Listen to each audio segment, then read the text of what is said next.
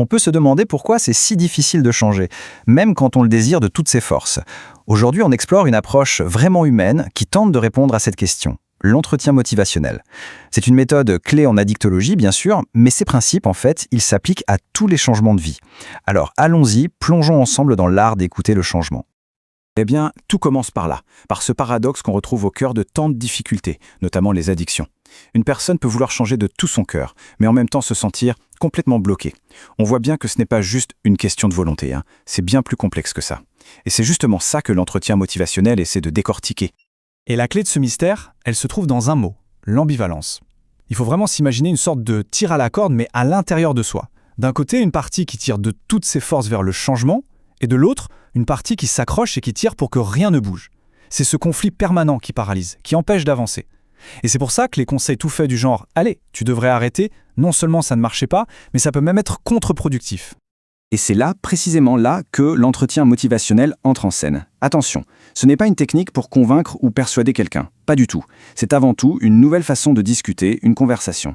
L'idée, ce n'est pas de se battre contre cette ambivalence, mais de danser avec elle, de travailler avec elle. Le but, c'est d'aider la personne à explorer ce conflit intérieur pour qu'elle trouve elle-même son propre chemin. Alors, avant de se jeter sur les outils, les techniques, il y a un truc super important à comprendre. L'entretien motivationnel, c'est d'abord et avant tout un état d'esprit, une philosophie en quelque sorte. C'est ce qu'on appelle l'esprit de la méthode. C'est vraiment la fondation sur laquelle tout le reste va se construire. Et cette fondation, elle repose sur 3 piliers. Premier pilier, la collaboration.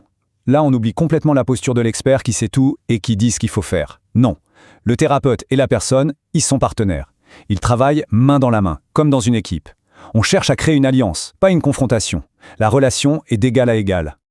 Deuxième pilier, et celui-là est vraiment fascinant, l'évocation.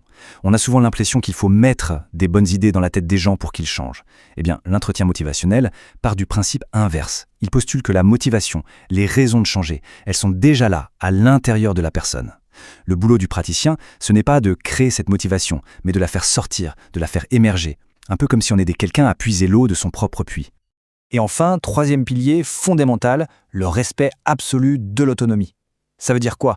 Ça veut dire qu'on reconnaît que la personne est la seule experte de sa propre vie. C'est elle et elle seule qui fait ses choix et qui est responsable de ses actes. Le thérapeute, lui, il accompagne, il guide, mais il ne décide jamais à la place. C'est la personne qui est l'acteur principal de son changement, pas un simple figurant qui suit des instructions. Il y a une image qui résume ça parfaitement. L'idée, c'est d'être un miroir clarifiant et non un procureur. Le rôle du thérapeute n'est pas de juger, d'accuser ou de chercher la petite bête comme le ferait un procureur. Au contraire, il agit comme un miroir bienveillant qui reflète clairement les pensées, les sentiments et même les contradictions de la personne. Et en se voyant dans ce miroir, elle peut commencer à y voir plus clair elle-même. Ok, maintenant qu'on a bien compris l'esprit de la méthode, le pourquoi ça fonctionne, on peut passer au comment. Parce que l'entretien motivationnel, ce n'est pas juste une discussion à bâton rompu. Non, il y a une structure, un processus en 4 étapes qui guide la conversation pour passer en douceur de l'ambivalence à un vrai plan d'action. Alors, comment ça se passe concrètement? La première étape, c'est l'engagement. Il faut d'abord créer un lien, une base de confiance. C'est essentiel. Une fois que c'est fait, on passe à la deuxième étape, la focalisation. Là, on définit ensemble un objectif de changement, quelque chose de clair et de partagé. Ensuite, on arrive au cœur du réacteur, la troisième étape, l'évocation. C'est le moment où on va faire émerger toutes les raisons de changer qui viennent de la personne elle-même. Et enfin, quatrième et dernière étape, la planification. On traduit toute cette motivation en un plan concret, réaliste et réalisable. Et pour naviguer à travers ces 4 étapes, les praticiens ont une sorte de boîte à outils. On la résume souvent avec l'acronyme anglais ORS. Le O, c'est pour les questions ouvertes, celles qui invitent à la discussion, pas juste un oui ou un non. Le A, c'est pour les affirmations, pour reconnaître et valoriser les forces de la personne. Le R, c'est pour l'écoute réflexive, qui est bien plus qu'entendre, c'est vraiment montrer qu'on a compris en profondeur. Et enfin le S, pour les synthèses, qui permettent de ponctuer la conversation, de rassembler les idées et de continuer à avancer. Et tout ça mène à un point crucial. Il faut apprendre à écouter d'une manière complètement différente. Le praticien devient une sorte de détective du langage. Il est à l'affût de 2 types de discours. D'un côté, il y a le discours de maintien, c'est-à-dire toutes les raisons de ne pas changer, tout ce qui ancre dans le statu quo. Et de l'autre côté, il y a le discours de changement. C'est là que c'est intéressant. Ce sont toutes les petites phrases qui expriment un désir de changer, j'aimerais bien, une capacité, je crois que je pourrais, ou une raison, ce serait mieux pour ma santé. Tout l'art de l'entretien motivationnel, c'est justement de repérer ces petites graines de changement dans la conversation et de les arroser, de leur donner de l'importance pour qu'elles puissent grandir. Maintenant, il faut être clair sur un point. L'entretien motivationnel, ce n'est pas une baguette magique. Ce n'est pas une solution miracle qui fonctionne toute seule dans son coin. Il faut plutôt le voir comme une pièce maîtresse, mais une pièce d'un puzzle beaucoup plus grand, celui du parcours de soins.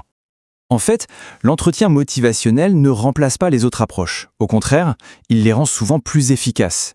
Il peut par exemple préparer le terrain pour une thérapie cognitive et comportementale, ou bien renforcer l'engagement dans un traitement médicamenteux. Il peut aussi très bien se combiner avec des thérapies de groupe ou familiales.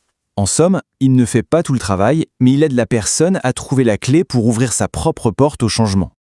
Bon, pour conclure, si on devait résumer l'essence de cette approche, ce qui la rend si particulière et si efficace, la clé du changement, elle ne se trouve pas dans la capacité du thérapeute à bien argumenter, mais dans quelque chose de bien plus subtil. Et voilà, c'est vraiment l'idée centrale à emporter avec soi.